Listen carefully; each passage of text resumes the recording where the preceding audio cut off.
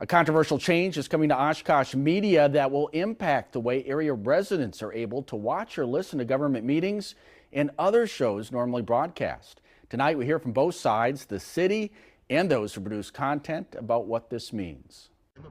For the past 20 years, John Neiman has been one of the many producers airing a show on Oshkosh Media.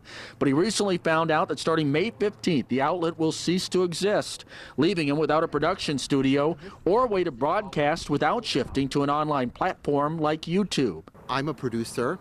I have sponsors for my show. I have volunteers. Why wasn't any input asked for all of us? A decision was made without anybody knowing, including the board.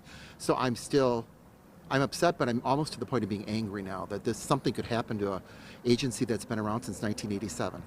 The city says the space now used for Oshkosh Media will instead house a new communication and engagement division for the city.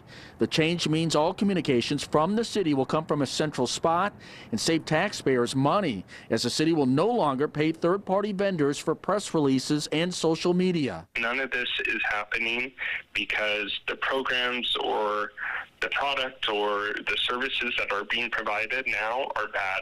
They're amazing, they're great.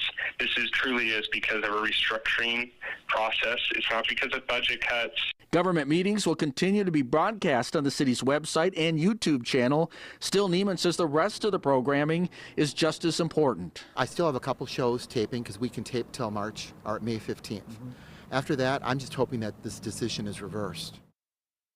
A number of people opposing the change are expecting to speak before the Oshkosh City Council tomorrow night, even though the item is not on the agenda. That meeting starts at 6 o'clock.